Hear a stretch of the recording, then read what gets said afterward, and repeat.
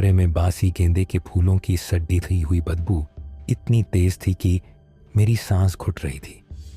बाहर हो रही मूसलाधार बारिश और बादलों की गरज ने उस पुरानी हवेली के सन्नाटे को और भी ज्यादा भयानक बना दिया था। मेरे हाथ में पकड़ीता हुआ कैमरा बुरी तरह से कांप रहा था, लेकिन मेरी नजरें सामने रखे उस बडरे से पुराने आदमकद आईने से हट नहीं रही थी, क्योंकि आईने में मैं अकेला नहीं था। मेरे ठीक पीछे उस दीवान पर वो बैठी थी, लाल सुर्ख जोधा जो अब पुराना होकर काला पड़ चुका था। हाथों में वो चुद्धियां जिनमें से जंग लगी हुई आवाज आ रही थी, और उसके सिर पर पड़ा वो लंबा घूंघट जो उसके चेहरे को छिपाए हुए था। मुझे याद है गांव के उस बूढ़े चौकीदार ने कहा था, साहब उस कमरे का दरवाज़ा मत खोलना, वो आज भी अपनी सुहागरात का इंतज़ार कर रही है। मैंने उसकी बात नहीं मानी थी। मुझे लगा था ये सब कहानियां हैं, टीआरपी बढ़ाने का मसाला है। लेकिन आज जब मेरे गले पर उसकी बर्फीली सांसें महसूस हो रही थीं, मुझे पता चल गया था कि मैं कितनी बड़ी गलती कर चुका हूं। तभी कमरे में पई तिड्डी पलते उस पुराने ग्रामोफोन की सुई अपने आप हिली। एक बहुत ही धीमी, फटी हुई और डरावनी शहनाई की आवाज़ गूंजने लगी, और फिर उसने अपना हाथ उठाया। उसकी उंगलियां, हे भगवान, वो उंगलियां नहीं थीं, वो तो हड्डियों का ढांचा थीं जिन पर सूखी हुई चमड़ी चिपकी थी। उसने धीरे से अपना घूंघट उठाने के लिए हाथ ऊपर किया। मैं भागना चाहता था, चीखना चाहता था, लेकिन मेरा शरीर लकवा मार गया था। जैसे ही घूंघट उठा, मैंने जो देखा उसके बाद मेरी रूह हमेशा के लिए वहीं कैद हो गई। ये सब शुरू हुआ था ठीक 6 घंटे पहले। मैं आर्यन अपने चैनल के लिए एक नई लोकेशन की तलाश में था। राजस्थान के सीमावर्ती इलाके में स्थित कुलधरा से भी आगे एक वीरान गांव है बिशनगढ़। इंटरनेट पर इस जगह के बारे में ज़्यादा जानकारी नहीं थी, बस कुछ लोकल ब्लॉग्स में जिक्र था एक शापित शादी का। कहा जाता था कि 1980 के दशक में वहाँ एक ज़मींदार की बेटी की शादी होने वाली थी, लेकिन वो शादी कभी पूरी नहीं हुई। बारात आई पर दूल्हा नहीं आया। और उस रात के बाद हवेली में सिर्फ चीखें गूंजी। शाम के करीब 7 बज रहे थे जब मेरी एसयूवी कार बीशन जेरेच के कच्चे रास्ते पर खराब हो गई। इत्तेफाक देखिए, गाड़ी ठीक उसी बरगद के पेड़ के नीचे बंद हुई जिसे गांव की सीमा माना जाता था। बाहर तूफान आने की आहट थी। हवाएं इतनी तेज थीं कि आसपास के पेड़ों के पत्ते किसी के रोने जैसी आवाज निकाल रहे थे। मैंने मैकेनिक को कॉल करने की कोशिश की, लेकिन नेटवर्क जा चुका था। मेरे पास 2 ही रास्ते थे, या तो कार में पूरी रात गुजारूं या फिर सामने दिख रही उस धुंधली सी रोशनी की तरफ जाऊं जो शायद किसी घर की हो। मैं टॉर्च और अपना कैमरा बैग लेकर बाहर निकला।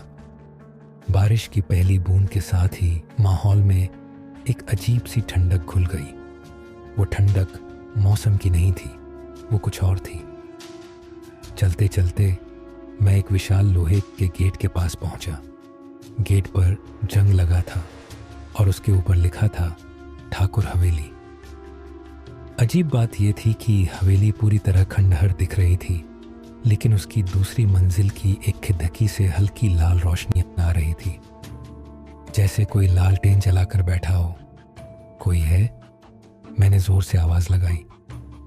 मेरी आवाज की गूंज वापस आई, लेकिन कोई जवाब नहीं। मैंने गेट को धक्का दिया। एक तीखी आवाज के साथ गेट खुला। जैसे ही मैंने अंदर कदम रखा, हवा का एक जोरदार झोंका आया और मेरे पीछे का गेट धड़ाम से बंद हो गया। मैंने उसे खोलने की कोशिश की, लेकिन वो जाम हो चुका था। अब मेरे पास आगे बढ़ने के सिवा कोई रास्ता नहीं था।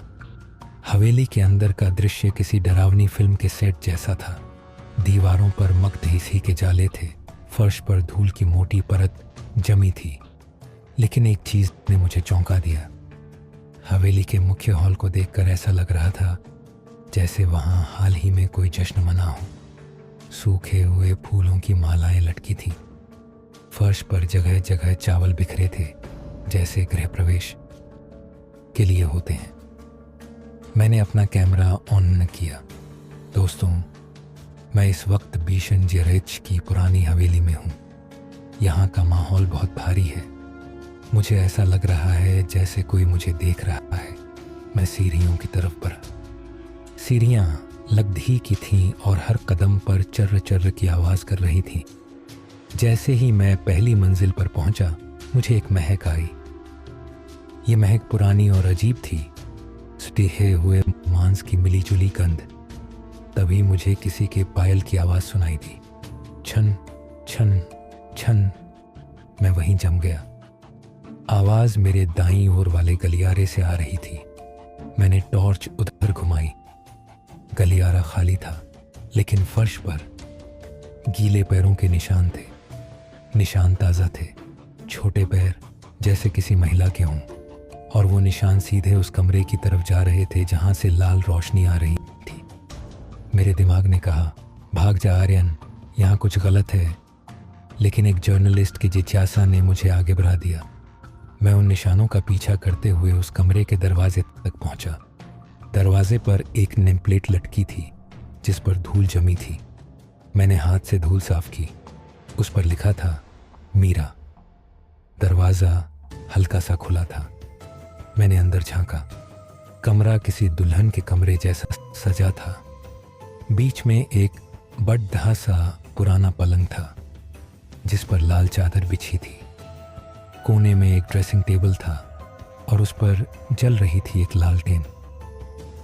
यही वो रोशनी थी जो मैंने बाहर से देखी थी, लेकिन इसे जलाया किसने? यह हवेली तो सालों से बंद है। मैं कमरे में दाखिल हुआ। ड्रेसिंग टेबल पर सिंदूर की डिब्बी, चूतियाँ और एक पुरानी डायरी रखी थी। मैंने डायरी उठाई। उसके पन्ने पीले पिड़ित आ चुके थे। मैंने उसे खोला। वो डायरी मीरा की थी।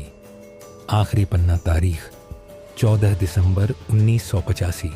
आज मेरी शादी है। विक्रम आने वाले हैं। मुझे पता है पिताजी इस रिश्ते के खिलाफ थे, लेकिन विक्रम ने वादा किया है वो आएंगे। बारात आने वाली है। मैंने अपना लाल जोधा पहन लिया है। मैं इंतज़ार करूंगी, चाहे पूरी रात बीत जाए, चाहे पूरी ज़िंदगी बीत जाए। अगर वो नहीं आए तो भी मैं इसी कमरे में, इसी जोधे में उनका इंतज़ार करूंगी। मरने के बाद भी। इन शब्दों ने मेरे रोंगटे खड़े कर दिए। तभी कमरे का तापमान अचानक गिर गया। मेरे मुंह से भाप निकलने लगी। लालटेन की लौ टिदाने लगी और फिर मुझे वो आवाज़ सुनाई दी, बिल्कुल मेरे कान के पास। तुम आ गए विक्रम। यह आवाज़ किसी इंसान की नहीं थी। ये आवाज़ ऐसी थी जैसे कोई गहरे कुएं के अंदर से बोल रहा हो, भारी, गूंजती हुई और दर्द से भरी। मैं झटके से पलटा। पीछे कोई नहीं था, लेकिन जब मेरी नज़र सामने आईने पर डिड्ढी तो मेरा खून जम गया। यह वही दृश्य है जहाँ से कहानी शुरू हुई थी। दीवान पर वो बैठी थी, डायरी में जिस मीरा का जिक्र था, या जो कुछ भी अब वो बन चुकी थी। आईने में उसका प्रतिबिंब दिख रहा था, लेकिन हकीकत में दीवान खाली था। यानी वो अदृश्य थी, लेकिन आईने में कैद थी। मैं विक्रम नहीं हूँ। मैंने चिल्लाने की कोशिश की, लेकिन आवाज़ गले में ही अटक गई। अचानक कमरे का दरवाज़ा धड़ाम से बंद हो गया। लालटेन बुझ गई। अब कमरे में सिर्फ बिजली कड़कने से होने वाली रोशनी आ रही थी। अंधेरे में मुझे महसूस हुआ कि कोई मेरे करीब आ रहा है। छन छन की आवाज़ अब बहुत तेज़ हो गई थी, और वो बदबू, सड़े हुए फूलों की वो बदबू अब असहनीय हो गई थी। अचानक बिजली कड़की और उस रोशनी में मैंने उसे अपने ठीक सामने खड़ा देखा। इस बार वो आईने में नहीं थी, वो मेरे सामने थी। उसका चेहरा, उसका आधा चेहरा सुंदर था, बिल्कुल एक नई दुल्हन जैसा, लेकिन बाकी का आधा चेहरा गला हुआ था। उसकी एक आंख गायब थी। वहां सिर्फ एक काला गड्ढा था। होंठ एक तरफ से कटे हुए थे जिससे उसके दांत दिख रहे थे। उसके हाथ में वरमाला थी, वो वरमाला जो शायद उसने 40 साल पहले बनाई थी, जो अब सूखी लकड़ियों जैसी दिख रही थी।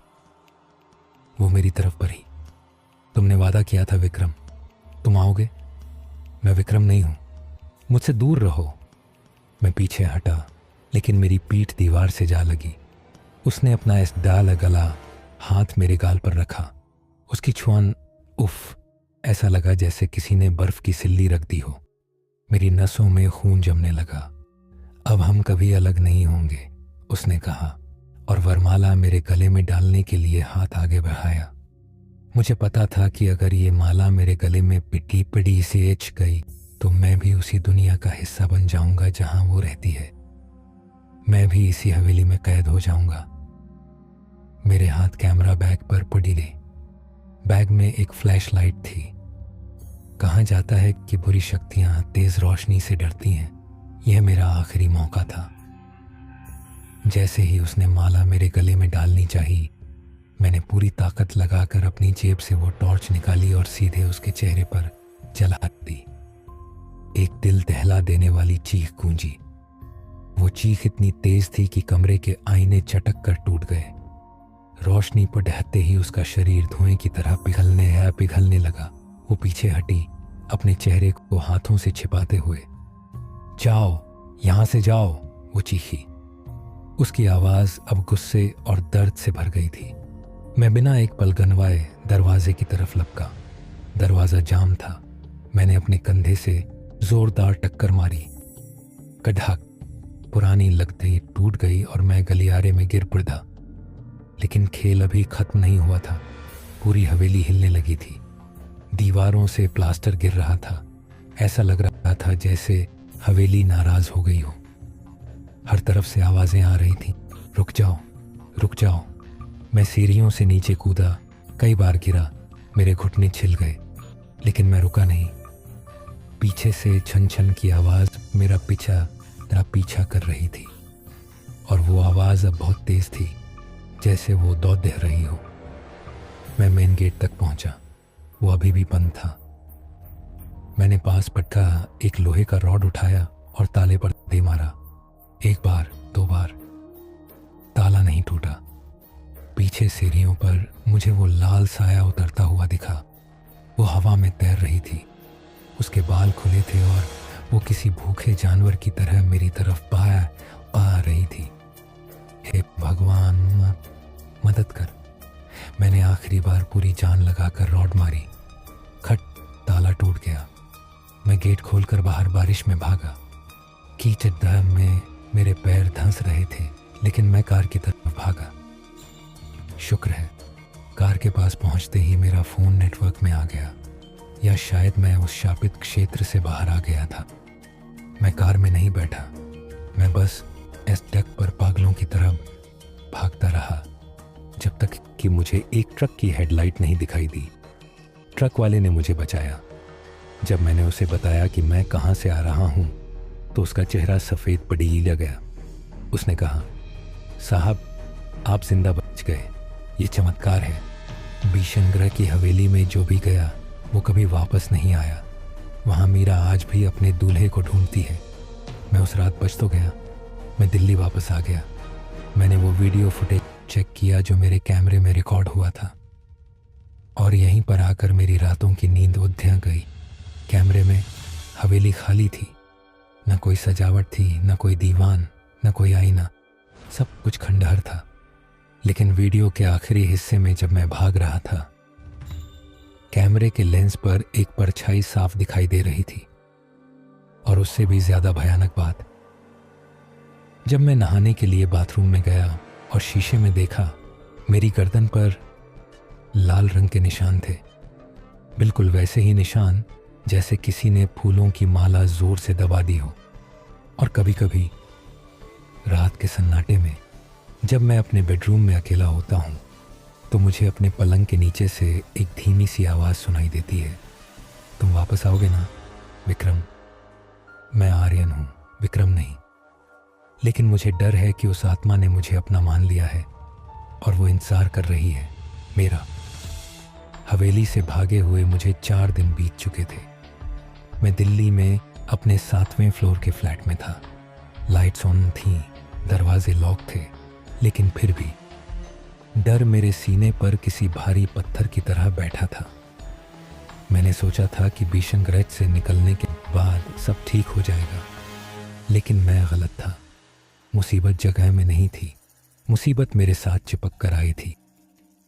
उस रात हवेली में जो मेरे कल में गले पर लाल निशान पड़िए थे, वो अब काले पड़िया चुके थे।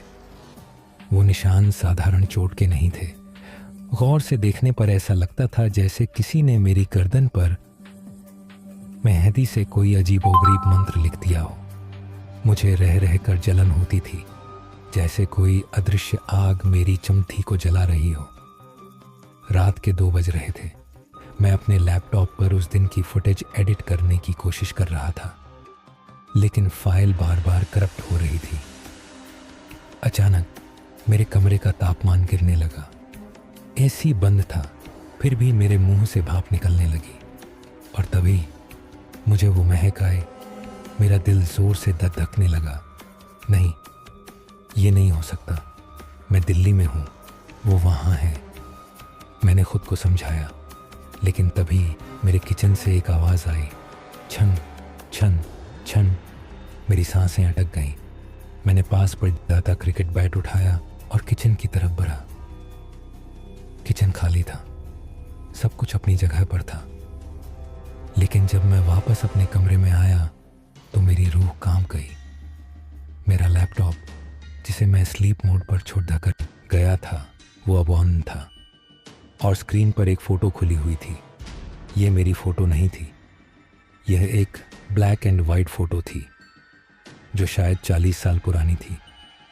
उसमें एक दूल्हा खद्दहा था, शेरवानी पहने, चेहरे पर मुस्कान लिए। उस दूल्हे का चेहरा हूबहू मेरा था। मैं उसे देखकर चकरा गया। हम शक्ल या पुनर्जन्म? तभी लैपटॉप के स्पीकर से एक फटी हुई डरावनी फुसफुसाहट आई, तुम भूल गए विक्रम, आज हमारी सुहागरात है।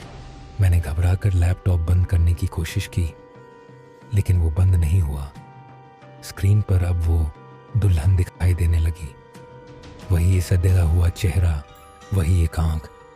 वो स्क्रीन के अंदर से मुझे घूर रही थी, और धीरे धीरे उसका हाथ स्क्रीन से बाहर आने लगा। नहीं, मैं चिल्लाया और लैपटॉप को उठाकर जमीन पर दे मारा। लैपटॉप चकनाचूर हो गया। कमरे में फिर से सन्नाटा छा गया। अगली सुबह मैं सीधा शास्त्री जी के पास गया। वो मेरे परिवार के पुराने पंडित थे और तंत्र विद्या के जानकार थे। मेरी हालत और गले के निशान देखते ही उनका चेहरा सफ़ेद पड़ीडीडीएच गया। तुम कहाँ गए थे आर्यन? उन्होंने कांपती आवाज़ में पूछा। मैंने उन्हें भीषणगढ़ की हवेली के बारे में सब बताया। शास्त्री जी ने अपनी पुरानी पोथियां पलटी और भीषणगढ़ के इतिहास को खंगाला। जो सच सामने आया उसने मेरे पैरों तले ज़मीन खिसका दी। आर्यन, 1985 में भीषणगढ़ के ठाकुर की बेटी मीरा की शादी विक्रम सिंह से तय हुई थी, लेकिन विक्रम बारात लेकर कभी हवेली नहीं पहुंचा। रास्ते में उसकी जीप खाई में गिर गई थी और वो मर गया था। मीरा ने यह मानने से इनकार कर दिया कि विक्रम मर चुका है। उसने अपनी सुहागरात वाले जो देह में ही खुद को कमरे में बंद कर लिया और भूख प्यास से तड़प कर मर गई। शास्त्री जी ने मेरी आंखों में देखा, लेकिन उसकी आत्मा को मुक्ति नहीं मिली। वो आज भी विक्रम का इंतजार कर रही है, और दुर्भाग्य से तुम्हारी शक्ल, तुम्हारा कद काठी और तुम्हारी कुंडली के ग्रह विक्रम से मेल खाते हैं। उस प्रेतनी को लगता है कि उसका विक्रम वापस आ गया है। तो अब मैं क्या करूं? मैंने डरते हुए पूछा। तुम्हारे गले पर जो निशान है वो वरमाला का बंधन है। उसने तुम्हारे साथ आध्यात्मिक विवाह कर लिया है। अगर अगले 24 घंटों में तुमने इस बंधन को नहीं तोड़ दा तो वो तुम्हें अपने साथ उस दुनिया में खींच ले जाएगी जहाँ से कोई वापस नहीं आता। उपाय क्या है? तुम्हें वापस जाना होगा, शास्त्री जी ने भारी आवाज़ में कहा। तुम्हें भीषणगढ़ वापस जाना होगा, उसी कमरे में और उसे यकीन दिलाना होगा कि तुम विक्रम नहीं हो। उसकी अधूरी इच्छा को तुम्हें ही खत्म करना होगा, वरना वो तुम्हें दिल्ली क्या पाताल तक नहीं छोड़ देगी। वापस जाना मौत के मुंह में जाने जैसा था, लेकिन यहाँ रुकना भी मौत ही थी। शाम होते होते मैं अपनी कार से वापस बिशनगंज के लिए निकल पड़ी था। शास्त्री जी ने मुझे एक रक्षा सूत्र और कुछ मंत्र दिए थे। रात के 11 बजे मैं फिर उसी हवेली के गेट पर खड़ा था। इस बार तूफान नहीं था, भयानक शांति थी। इतनी शांति कि मुझे अपनी धड़कनें सुनाई दे रही थी। मैं जैसे ही अंदर दाखिल हुआ, हवेली बदल चुकी थी। पिछली बार जहां धूल और गंदगी थी, आज वहां दिए जल रहे थे, हजारों दिए। हवेली दुल्हन की तरह सजी हुई थी, लेकिन सजावट फूलों की नहीं, मरे हुए जानवरों की हड्डियों और काली गुद्धियों की थी। हॉल के बीचों बीच एक मंडप लगा था और मंडप में वो बैठी थी। उसने आज घूंघट नहीं हो रहा था। उसका आधा ऐसा दिखा हुआ चेहरा और आधा खूबसूरत चेहरा साफ दिख रहा था। उसने मुझे देखा और मुस्कुराई। उसके दांत काले पड़ी गह चुके थे। मैं जानती थी तुम आओगे, उसने कहा। उसकी आवाज़ में एक अजीब सी खुशी थी। पंडित तैयार है। मेरी नज़र मंडप के दूसरी तरफ गई। वहाँ एक आदमी बैठा था जिसका सिर झुका हुआ था। जब उसने सिर उठाया तो मेरी चीख निकल गई। वो आदमी मैकेनिक था जो मुझे पिछली बार मिला था, लेकिन अब वो जिंदा नहीं था। उसकी आंखें पथरा गई थीं और गर्दन टूटी हुई थी। वो एक कठपुतली की तरह मंत्र परेश रहा था। मीरा, मैं चिल्लाया, मैं विक्रम नहीं हूँ। विक्रम मर चुका है, देखो मुझे। वो अपनी जगह से खड्डे दी हुई, हवा में तैरते हुए वो मेरे पास आई। झूठ, तुम मुझे छोड़ कर जाना चाहते हो जैसे पिछली बार गए थे। उसने मेरा गला पकड़े दे लिया। उसका हाथ लोहे की तरह सख्त था। शास्त्री जी का दिया हुआ रक्षा सूत्र चलने लगा और टूटकर गिर गया। मैं हवा में ऊपर उठने लगा। मेरा दम घुट रहा था। तुम्हें मेरे साथ आना होगा, वो चिल्लाई। हवेली की दीवारें कांपने लगीं। मेरे पास बस एक ही रास्ता था। शास्त्री जी ने कहा था, सच का सामना उसे कमज़ोर करेगा। मैंने अपनी जेब से वो फ़ोटो निकाली जो मैंने इंटरनेट से प्रिंट की थी, विक्रम की लाश और उसकी जलती हुई जीप की फ़ोटो। देखो इसे। मैंने अपनी बची हुई सांसों के साथ चिल्लाकर फ़ोटो उसकी आंखों के सामने कर दी। ये है विक्रम। वो मर गया था मीरा, वो मर गया था। उसने फ़ोटो देखी। उसकी पगडीली ढीली पुडिक गई। मैं धड़ाम से ज़मीन पर गिरा। वो फ़ोटो को घूर रही थी। उसकी सड्डीती हुई आंख से खून के आंसू गिरने लगे। नहीं नहीं, ये झूठ है, ये सच है मीरा, मैंने हिम्मत करके कहा। तुमने जिस इंतज़ार में अपनी जान दी, वो इंतज़ार ख़त्म हो चुका है। तुम आज़ाद हो। अचानक हवेली में एक ज़ोरदार धमाका हुआ। वो ऐसे सी हुई दुल्हन चीखने लगी। उसकी चीख से मेरे कान के पर्दे फटने को थे। उसका शरीर काली राख में बदलने लगा। विक्रम, ये उसका आखिरी शब्द था। और फिर वो राख बनकर हवा में बिखर गई। सारे दिए बुझ गए। हवेली वापस खंडहर बन गई। मंडप, सजावट, वो लाश, सब गायब हो गया। सिर्फ मैं वहाँ अकेला था, अंधेरे में हाँफते हुए। मैं सुबह होने पर हवेली से बाहर आया। सूरज निकल रहा था। मुझे लगा सब खत्म हो गया। मैं अपनी कार में बैठा और शीशे में अपनी शक्ल देखी। गले के निशान गायब हो चुके थे। मैं खुश था। मैंने गाती स्टार्ट की और रेडियो ऑन किया। रेडियो पर एक पुराना गाना बजने लगा, लग जा गले कि फिर ये हसीन रात हो ना हो। मैं मुस्कुराया और गियर बदलने के लिए हाथ बढ़ाया। तभी मेरी नज़र कार की पिछली सीट पर पड़ी। वहाँ एक सूखा हुआ गेंदे का फूल पड़ा था और सीट पर उंगली से धूल में कुछ लिखा हुआ था, फिर मिलेंगे विक्रम। मेरी मुस्कान गायब हो गई। गाधी के शीशे पर एक ठंडी सांस जम गई जिसमें एक चेहरे की आकृति उभर रही थी। कहानी खत्म नहीं हुई है। शायद वो मेरे साथ फिर से जा रही है। गाड़ी की पिछली सीट पर लिखे उस नाम विक्रम को देखकर मेरा खून जम गया था। मैंने ब्रेक मारने की कोशिश की, लेकिन ब्रेक फेल हो चुके थे। गाड़ी हाईवे पर 120 की स्पीड से दौड़ रही थी। स्टीयरिंग व्हील मेरे हाथ में था, लेकिन उसे घुमा कोई और रहा था। मेरी आंखों के सामने अंधेरा छाने लगा। अचानक रियर व्यू मिरर में मैंने अपनी शक्ल देखी, लेकिन वो मेरी शक्ल नहीं थी। मेरी आंखों का रंग काला नहीं, बल्कि सफ़ेद हो चुका था, और मेरे चेहरे पर एक शैतानी मुस्कान थी। मेरे ही होंठ हिले, लेकिन आवाज़ मेरी नहीं थी। एक भारी मर्दाना आवाज़ निकली, हम घर जा रहे हैं मीरा। इसके बाद सब कुछ ब्लैंक हो गया। मेरी आंख 3 दिन बाद खुली। मैं अपने दिल्ली वाले फ्लैट में था। सिर बना रहा था। पूरा घर बिखरा हुआ था। पर्दे फटे हुए थे और दीवारों पर जगह जगह लाल रंग से, शायद कुमकुम या खून से, अजीब से चिन्ह बने हुए थे। मैं बेड से उठने की कोशिश कर रहा था कि तभी मेरी नज़र खुद पर पड़ा। ताकि थी। मैंने अपनी जीन्स और टी शर्ट नहीं पहनी थी। मैंने एक पुरानी शेरवानी पहनी हुई थी, वही शेरवानी जो मैंने उस तस्वीर में विक्रम को पहने हुए देखा था।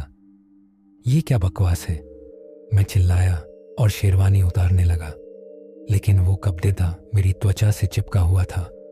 जैसे ही मैंने बटन खोलने की कोशिश की, मुझे अपनी छाती पर जलन महसूस हुई। मैंने ज़बरदस्ती उसे खींचा तो मेरी चमड़ी भी साथ खींचने लगी। तभी बाथरूम का दरवाज़ा खुला। अंदर से भाप निकल रही थी और शीशे पर किसी ने लिपस्टिक से लिखा था, सुहागरात अभी बाकी है। मैं समझ गया, वो हवेली में ख़त्म नहीं हुई थी। उसने मुझे छोड़ा नहीं था, उसने मेरे शरीर को अपना नया घर बना लिया था। वो मेरे अंदर विक्रम को जिंदा कर रही थी ताकि वो अपना अधूरा मिलन पूरा कर सके। अगले कुछ घंटे नर्क समान थे। मुझे भूख लगी, लेकिन खाने का मन नहीं था। मुझे कच्चा मांस खाने की तीव्र इच्छा हो रही थी। जब मैं आईने के सामने गया तो मुझे अपने कंधे पर उसका सिर रखा हुआ दिखाई दिया। वो मुस्कुरा रही थी। उसका ऐसा हुआ चेहरा मेरे गाल से सटा हुआ था। अब हम एक हैं, वो फुसफुसाई। मुझे लगा मैं पागल हो जाऊंगा। मैंने आत्महत्या करने के लिए चाकू उठाया, लेकिन मेरा हाथ रुक गया। वो मुझे मरने भी नहीं दे रही थी, क्योंकि अगर मैं मर गया तो वो शरीर खो देगी। तभी मेरा फ़ोन बजा, अननोन नंबर। मैंने फ़ोन उठाया। उधर से एक भारी और केडी हक आवाज़ आई, अगर जिंदा रहना चाहता है तो सूरज ढलने से पहले यमुना किनारे वाले शमशान घाट आ जा। तेरी मौत तेरे सर पर नाच रही है। आप कौन? भैरवनाथ। शास्त्री ने भेजा है मुझे। जल्दी आ, आज अमावस है। अगर आज रात निकल गई तो तू कल का सूरज नहीं देख पाएगा। शाम के 6:30 पर मैं यमुना किनारे पुराने शमशान घाट पहुंचा। वहां जलती चिताओं की गंध और धुएं के बीच एक अघोरी बाबा बैठे थे। उनके शरीर पर भस्म लगी थी और आंखों में अंगारे जैसी चमक थी।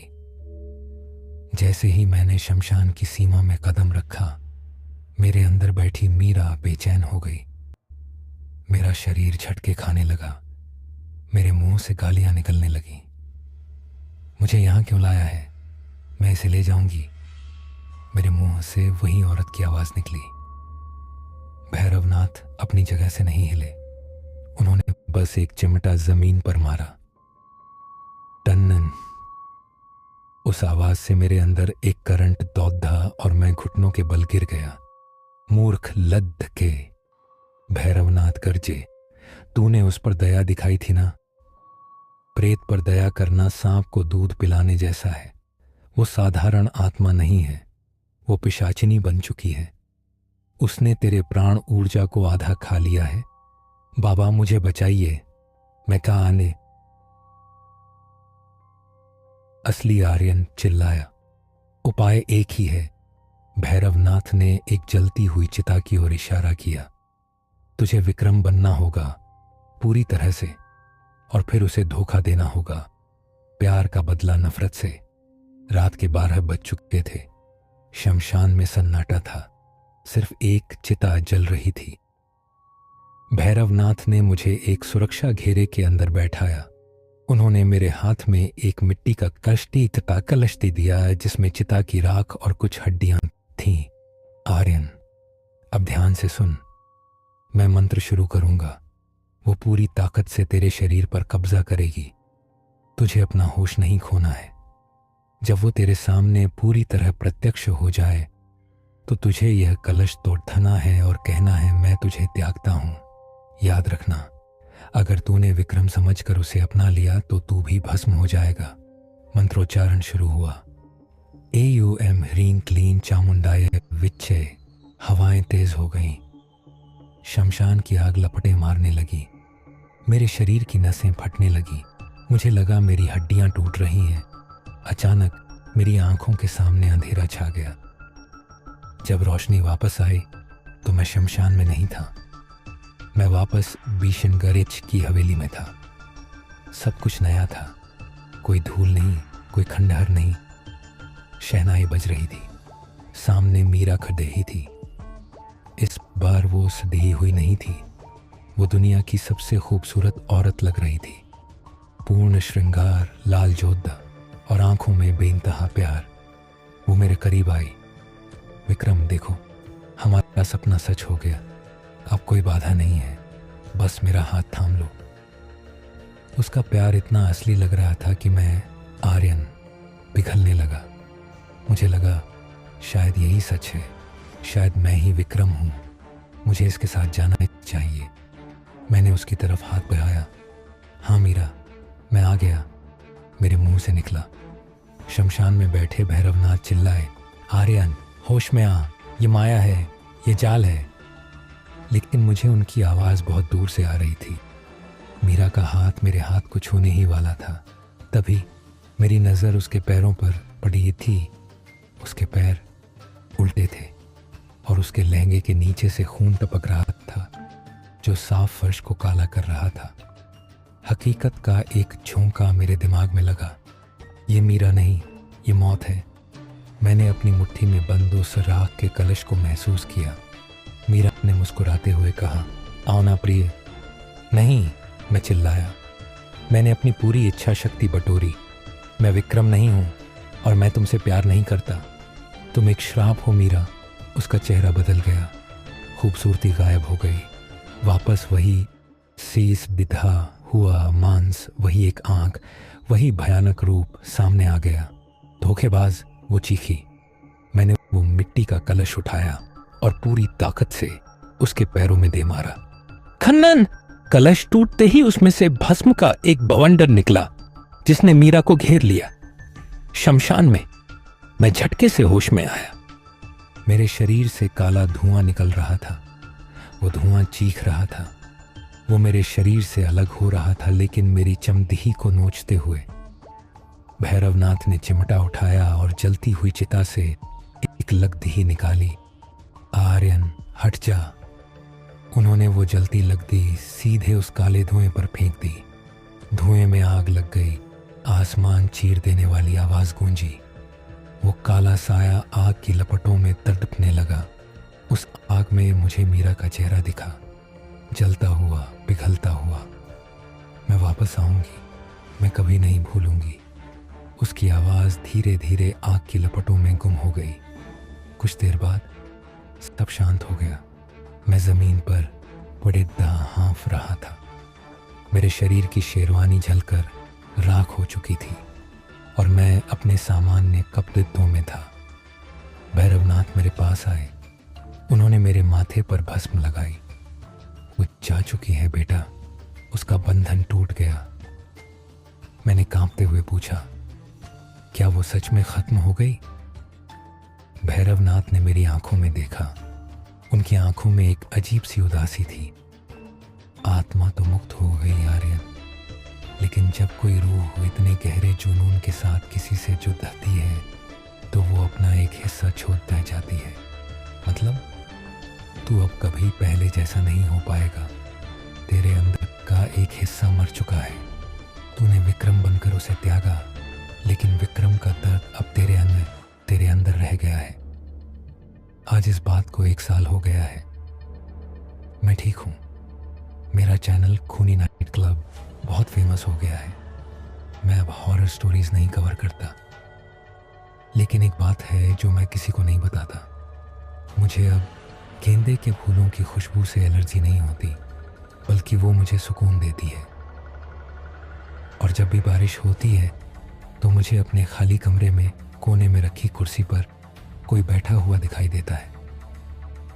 वो मुझे कुछ नहीं कहती, बस बैठी रहती है, इंतज़ार करती है। शायद उसे पता है कि एक न एक दिन मैं यानी विक्रम उसके पास जाऊंगा, क्योंकि आईने में आज भी कभी कभी मेरी परछाई पलक नहीं झपकाती।